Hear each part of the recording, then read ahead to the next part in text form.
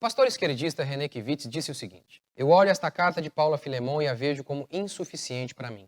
Vou repetir. A igreja contemporânea precisa olhar para a Bíblia como um livro insuficiente. Um livro que precisa ser relido, ressignificado, para que os princípios de vida que este livro encerra e que essa revelação encerra, que estes princípios de vida saltem destas páginas, promovendo libertação e justiça. Ele concluiu dizendo que nós precisamos nos atualizar a Bíblia.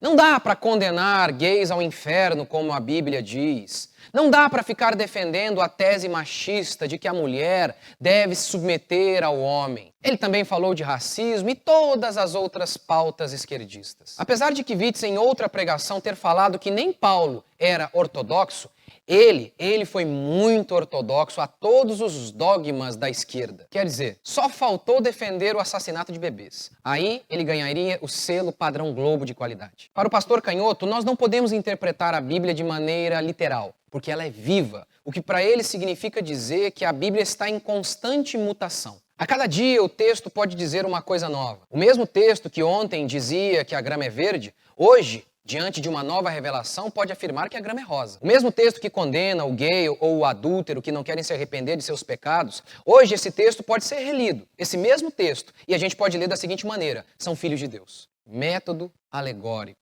A heresia de que o texto bíblico possui inúmeros sentidos não é nova. Foi chamada ao longo da história de método alegórico, que é a ideia de que um texto ele possui inúmeros sentidos. Ao invés de estarmos presos àquilo que o autor quis dizer para os seus ouvintes, respeitando, portanto, a gramática e o contexto histórico, não. O texto pode ser relido e o Espírito Santo pode nos dar uma nova revelação dele hoje mesmo, de acordo com os ventos da cultura. O método alegórico nos remonta a Filo. Filo era um judeu que vivia na diáspora, mais especificamente em Alexandria. Filo acreditava que os ensinos de Platão diziam as mesmas coisas que os ensinos da Bíblia judaica.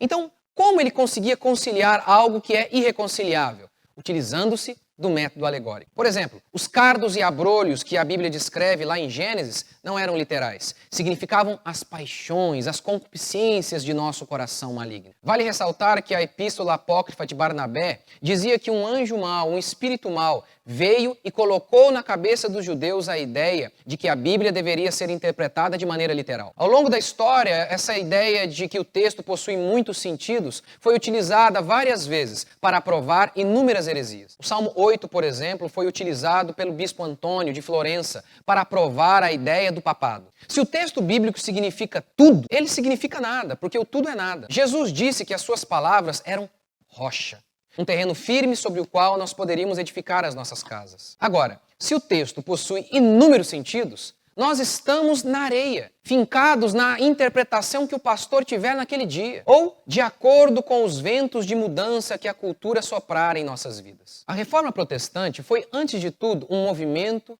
hermenêutico, uma volta à maneira apostólica de interpretar o texto sagrado. Respeitando o seu sentido gramático e histórico, o texto, para os reformadores, possuía somente um sentido, aquele que foi transmitido ao autor para os seus ouvintes. Lutero disse: quando era monge, era muito versado em significados espirituais e alegorias. Mais tarde, porém, quando cheguei ao conhecimento de Cristo através da carta aos Romanos, vi que todas as alegorias são vãs, exceto aquela que Cristo usou. Quanto a mim, já abandonei essas bobagens, e minha melhor arte é pregar a Escritura em seu sentido único.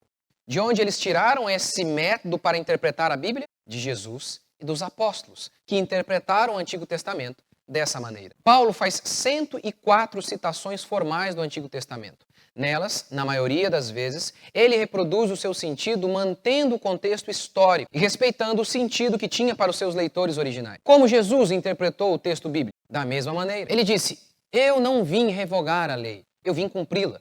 Ao falar sobre Jonas, por exemplo, ele cita Jonas de maneira literal. Jonas ficou 3 dias dentro do peixe, assim como ele ficou 3 dias no centro da terra. E todas as profecias, as quase 300 profecias sobre o Messias, todas elas tinham um sentido literal. Onde Jesus nasceria, onde Jesus viveria, como morreria. Tudo isso foi profetizado e cumprido de maneira cabal, final, completa e literal. Do contrário, nós não teríamos certeza alguma de que Jesus era o Messias. Mas qual a consequência dessa abordagem alegórica?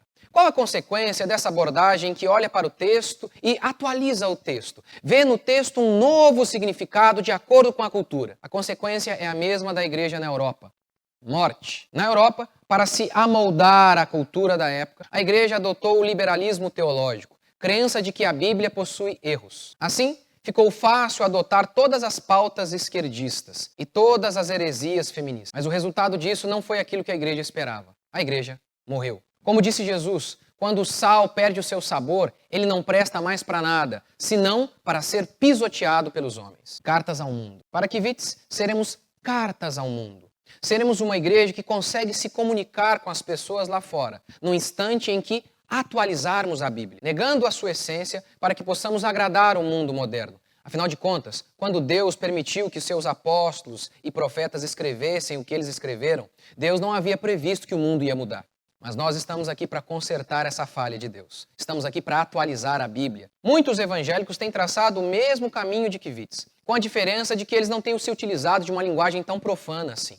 Eles pegam a passagem, fiz-me de judeu para ganhar os judeus, e distorcem essa passagem e se utilizam dela como estratégia para inserir todo tipo de modernidade, atualização na igreja. Estratégias carnais, igreja que vira um lugar de entretenimento, igrejas que viram balada, tudo isso para se comunicar com os jovens, se comunicar com o mundo moderno. Afinal de contas, um culto normal, como determinado pela Escritura, com oração, pregação da palavra e adoração, isso não fala com este mundo moderno. Precisamos atualizar o culto. É nesse momento que a gente precisa se lembrar de João Batista, que exteriormente não se identificou com ninguém. Afinal de contas, ele vestia pele de camelo, comia gafanhoto e morava no deserto. Entretanto, com sua mensagem de arrependimento, diz a Bíblia que todos vinham para se batizar no Jordão, junto ao João Batista, o profeta que era totalmente desatualizado. Chesterton disse: cada época é salva por um pequeno punhado de homens que têm a coragem de não ser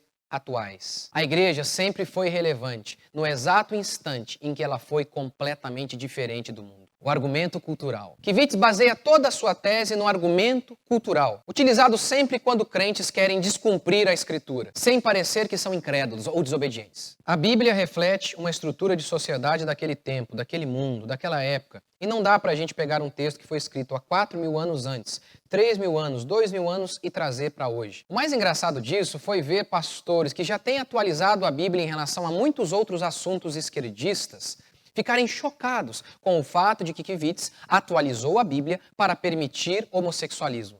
Mas esses mesmos pastores já atualizaram a Bíblia para permitir o pastorado feminino.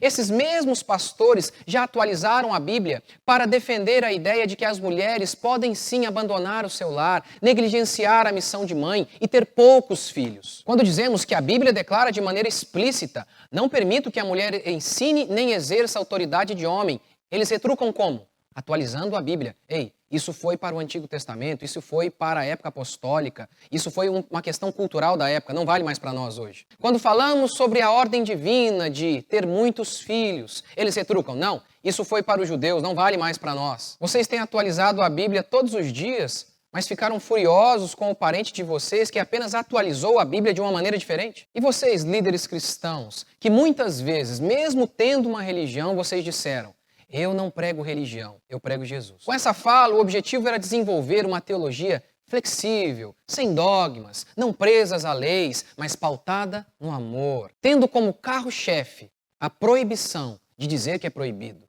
Tendo como carro-chefe jamais confrontar o pecado, porque Jesus pregou apenas o amor, dizem vocês. É claro que vocês ajudaram a parir pessoas como Kivitz. Alguns de vocês até miraram nos fariseus hipócritas, mas acertaram em si mesmos. Pois o discursinho descolado gerou uma multidão de desigrejados e de pessoas que têm fabricado uma religião conforme a sua imagem e semelhança, de acordo com suas paixões e concupiscências, onde pode existir de tudo, até gay cristão.